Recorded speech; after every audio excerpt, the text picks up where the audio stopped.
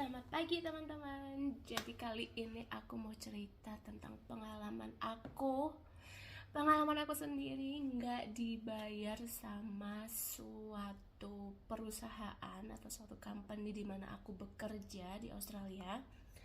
Aku nggak dibayar selama kurang lebih 3 bulan. Dan kalau aku nggak taking action, mereka nggak akan bayar itu.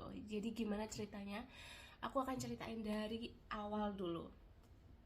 Nah, waktu itu aku sempat di hari pertama aku kerja, aku sempat ngestoryin um, kayak cuman gelas doang gitu. Aku dibikinin minum gitu kan sama chefnya. Terus aku fotoin, terus aku upload tuh di story.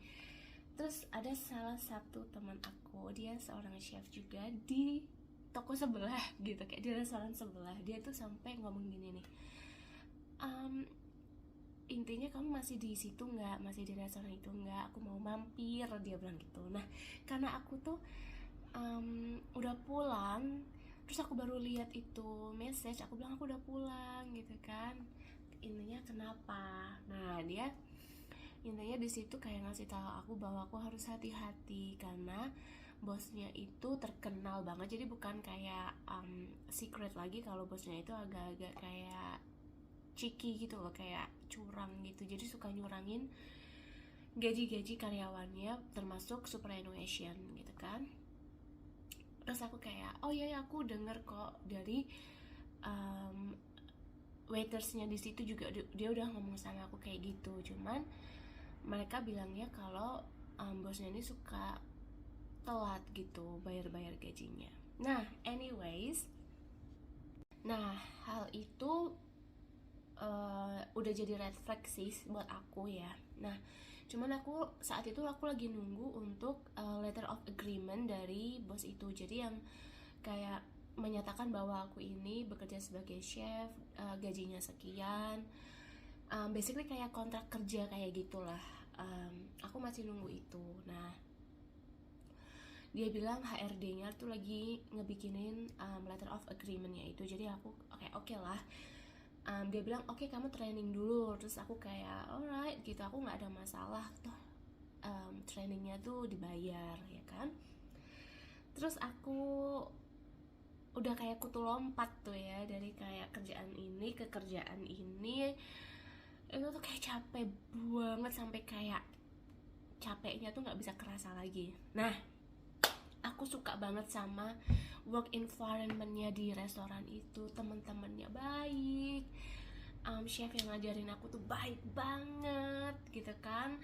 Kita tuh malah kayak jadi baru bentar tapi kayak udah kayak gimana gitu loh. Nah, terus habis itu manajernya juga kan seumuran gitu loh sama aku. Jadi kayak oh, kita sempat kayak ngobrol-ngobrol kayak gitu. Nah, anyways, aku nih berdasarkan perjanjian dibayar every fortnightly. Jadi setiap 2 minggu sekali aku akan mendapatkan gajiku.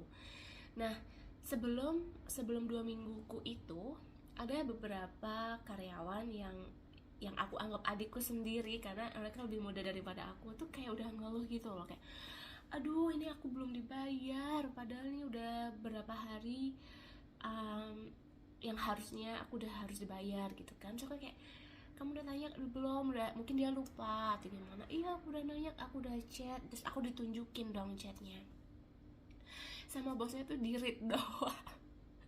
Di read doang. Terus aku kayak what? Aduh, aku udah kayak red flag kedua gitu kan. Ada juga yang kayak nih, aku harusnya dibayar itu 1.500 gitu kan, tapi aku baru dibayar 1.000. Red flag ketiga, manajernya itu kayak aduh, gaji aku yang dari tahun lalu yang itu belum dibayar. Red flag keempat, aku udah mulai kayak waduh gitu kan. Aku belum 2 minggu tapi kayak aku udah ngumpulin banyak banget red flag gitu. Terus aku kayak tukar pikiran sama suami. Terus suami kayak coba dulu aja, kita jangan pikir netting dulu gitu kan, siapa tahu gimana. Anyways, udah dong, dapat itu ke 2 minggu aku. You know what? Sorry, aku habis buang ingus gitu-gitu karena aku lagi sakit nih, gila. Anyways, 2 mingguku itu datang. Bos, aku minta bayaran. Jadi sebelum apa ya, dia ngasih tahu ke aku kalau itu harusnya bayaran aku, hari itu aku udah langsung kayak ngingetin gitu ke dia. Oh ya, aku bayaran. Ya nggak oi gitu sih, cuman kayak aku ngasih tahu kayak, ini harusnya hari ini aku bayaran loh, ngingetin gitu dengan cara halus gitu, dengan harapan dia akan ngebayar itu. Walaupun selama 2 minggu itu kan ibaratnya belum banyak ya, waktu itu kayak cuma 700 gitu ya, maksudnya banyak sih buat ukuran Indo tuh banyak gitu kan, cuman maksudnya ya buat sini tuh pun lumayan gitu maksudnya ya. Anyways gitu, ininya 700 gitu kan, karena aku ada kerja di public holiday yang harusnya aku double pay gitu kan. Terus habis itu si bosnya nih, oh ya Laura, aku akan minta ke manajernya kayak jam-jam kamu kerja supaya aku bisa hitungin berapa jam kamu kerja dan bayar kamu. I'm like, okay. Keesokan harinya, aku belum menemukan tanda-tanda itu uang masuk kan, belum ada bau-bau uangnya masuk. Jadi aku kayak, aku ingetin di situ, hey bos, kamu harus bayar aku, gitu kan? Oh ya Lara, aku akan bayar kamu malam ini juga. I'm like, sick. Keesokan harinya aku cek, baunya belum ada uangnya. I'm like, you need to pay me now. Karena aku udah tahu kayak itu red flags-nya banyak gitu, kayak okay, gitu kan. Nah terus habis itu selama berminggu-minggu itu dia nggak nge-read chat aku, jadi cuman ngedirit aja gitu. Kesel banget. Aku bilang sama manajer aku stop kerja karena aku nggak dibayar, belum mendapatkan bayaran aku, jadi aku nggak mau kerja dulu, I'm stop, oke? Okay? Dan manajer aku bisa terima itu karena ternyata nggak cuma aku ya yang stop kerja karena belum dibayar gitu kan. I'm sorry.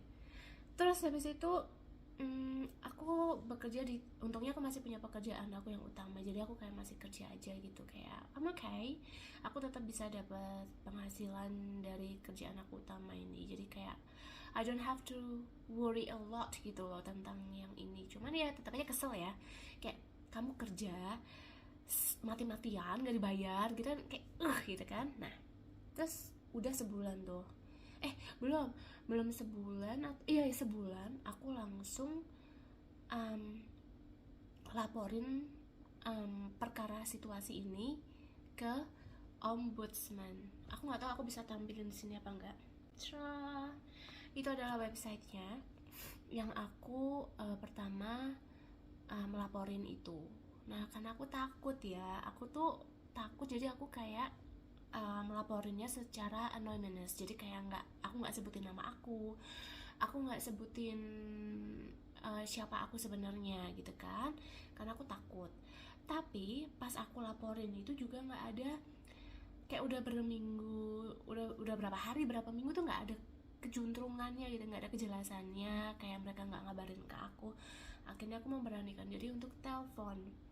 Masih mending gitu ya, telepon ke ombudsman itu kalau diangkat 5-10 menit. Ini kayak 30 menit tuh nunggu gitu, kayak ya ampun gitu. 30 menit, 40 menit baru diangkat dong. Intinya aku ceritain permasalahannya, aku nggak dibayar padahal aku udah dapat letter of agreement dan aku udah tanda tangan. Itu sebagai bukti aku. Chat aku sama bos aku juga aku screenshot sebagai bukti bahwa trainingku itu dibayar harusnya, oke? Okay? Anyways, mereka bilang, oh oke, kita akan terima laporanmu ini, dan kalau bisa please encourage the other employees untuk to do the same. Jadi aku disuruh untuk memprovokasi teman-temanku ini untuk melaporkan si bos kita ini, karena mereka ternyata juga belum pada dapat gaji mereka gitu kan. Terus aku kayak oh oke, aku bilang ke manajer aku bla bla bla bla, please report dia. Manajer aku report, ada beberapa orang juga report juga, cuman yang itu nggak mereka nggak sebutin nama. Terus akhirnya aku kesel karena juga belum ada kejelasan dan lain-lain sebagainya. Aku telepon polisi 000, aku telepon, aku bilang ini ada employer yang cheeky gini-gini, dan polisi itu bilang that's not bagian mereka gitu, kayak please, ini bukan cuman aku loh yang kena, ibaratnya kena tipu, tapi juga ada beberapa orang. Udah gitu polisi bilang bahwa oh kamu laporin aja ke sini, dan dia bantuin aku untuk cari nomor telepon yang aku harus hubungin. Dia bilang sebenarnya ini bukan bagian aku, tapi kayaknya dia kasihan gitu kan sama aku, jadi kayak dia bantuin gitu. Anyways, aku laporin juga ke Fair Work bla bla bla websitenya ini. Aku laporin juga dia ke situ, terus aku attach dokumen yang support bahwa yaitu cacatan bos aku, letter of agreement aku masukin ke situ. Terus aku ditelepon sama inspektor, dia bilang yaitu encourage teman-teman kamu. Aku kayak I'm tired of this ya. Itu tidak ada kejelasan sama sekali sampai sekarang, sampai akhirnya ada titik temunya. Titik temunya adalah aku tiba-tiba nemu di Facebook aku, di page gitu, ada artikel yang menyebutkan bahwa salah satu restoran dari bosku itu tutup. Jadi kayak tutup gitu kan, bangkrut gitu, karena dia punya beberapa restoran kan. Nah, dan foto bosku itu dipajang secara nyata di artikel itu. I don't know why. Terus habis itu aku komen dong di situ. Aku suruh suami aku komen juga dong, karena kita kesel ya. Karena aku kayak keselnya tuh bukan cuman karena kejadian aku, karena ini menimpa teman-teman lain yang ruginya tuh lebih daripada aku. Jadi kayak kasihan nggak sih gitu. Bahkan ada yang single, mereka nggak ada bantuan dari suami atau partner, kayak kasihan ya. Nah, poni aku. Terus habis itu aku komen di situ, intinya kamu harus bayar kita. Employer ini tuh nggak bayar kita, dan dia harus bayar kita. Terus suami aku di situ juga kayak tulis intinya relatif aku nggak dibayar gitu kan, udah kerja di sini tapi nggak dibayar gitu. Ini artikel muncul setelah 3 bulan aku stop kerja di situ. Jadi bisa bayangin ini tuh berlangsung 3 bulan. Puji Tuhan ya, 3 bulan aja. Tahu-tahu malam itu juga si bos aku tuh langsung ngechat aku, tring gitu. Intinya dia bilang, hai Laura, dia menyebutkan bahwa saat ini aku nih lagi dalam kesulitan secara finansial, dan aku nih harus menutup salah satu restoran aku itu karena di situ adalah sumber kebangkrutan aku. Aku saat ini sangat sedang stres gitu kan. Aku bisa kok pay kamu sekarang juga, asalkan kamu remove post kamu. Dan dia itu sampai nelpon. Aku jawab, aku mau paymentnya itu aku terima malam ini juga, dan juga payment teman-teman lain. Ironisnya dia bahkan masih menanyakan bank details aku. Jadi selama ini dia nggak punya bank details aku, yang padahal aku udah kasihin itu pada saat letter of agreement aku tanda tangan. Aku udah kasih super account aku, bank details aku, dan ternyata dia tuh kayak I don't know. Akhirnya aku kasih dan dia bayar. Karena itu part of agreement, jadi aku remove post aku, ya kan? Tapi sebelum itu aku tuh udah chat seorang jurnalis yang nulis di artikel itu. Aku bilang bahwa aku ingin expose dia karena dia nggak ngebayar aku dan teman-teman aku. Dan jurnalis itu kayak agree untuk chat sama aku besok gitu. Tapi si bosnya udah keburu ngebayar aku duluan. Nah, ya udah dong, karena aku juga udah dibayar full, dan dia suruh aku untuk nge-remove post, ya udah aku remove. Jadi suami aku juga suruh untuk remove post dia. Aku lapor itu ke manajernya supaya mungkin dia atau yang belum dibayar juga bisa kontak jurnalisnya atau apa, karena aku udah nggak ada hubungannya lagi sama jurnalis itu kan. Terus inspektornya itu setelah aku udah dibayar, kok ya malah dilalah, kalau orang Jawa bilang itu, kayak pada ngubungin aku pengen ngebahas soal ini. Dan karena aku udah dibayar, aku nggak ada lagi aku nggak ada lagi hak untuk mengekspos dia kan, karena aku udah dibayar. Beda cerita kalau teman-teman aku yang belum dibayar, mereka mengekspos dia gitu. Intinya punya aku clear, tapi punya teman-teman aku belum clear. Aku udah kasih info tentang jurnalisnya itu ke teman aku, jadi itu hak teman aku, keputusan teman aku mau mengekspos dia atau enggak.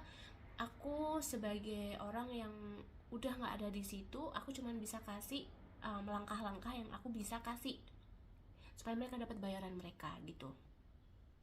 Intinya buat teman-teman pejuang PR, kalian harus hati-hati banget untuk cari suatu perusahaan yang akan kalian kerja di situ. Kalian cari tahu latar belakang mereka dulu seperti apa, apakah mereka ada rumor-rumor kalau mereka ini curang dan lain sebagainya. Jangan sampai kalian mengalami hal seperti aku. Andai kata aku nggak komen di post artikel itu tentang dia, mungkin sampai sekarang aku belum dapat bayaran loh, mungkin. Atau mungkin aku bisa dapat bayaran karena aku mengekspos dia melalui jurnalis atau melalui inspektor dari website dari government itu. Jadi buat teman-teman jangan takut, kalian itu mau kalian punya visa, mau kalian tuh cash on hand dibayarnya, kalian semua tuh punya hak untuk melaporkan semua tindakan ilegal di Australia. Karena aku udah cross check sama inspektor bahwa even kamu itu dibayar cash on hand kayak beberapa teman aku, kalian punya hak gitu. Jadi jangan takut karena kalian tuh nggak salah gitu. Oke? Mungkin ini adalah pengalaman berharga buat aku yang bikin aku jadi kayak hati-hati lagi untuk memilih company gitu. Dan buat teman-teman lainnya juga pelajaran ini diambil supaya kalian tahu gitu kan, harus lapor kemana kalau kalian dicurangin, kalian harus apa, kalian harus berani, intinya gitu.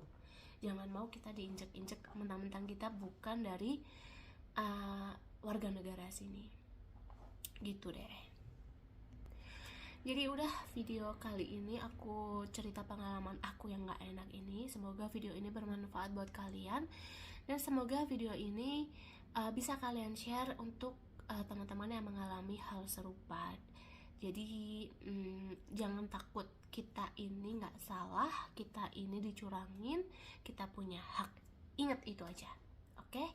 Sampai ketemu di video selanjutnya. Bye bye.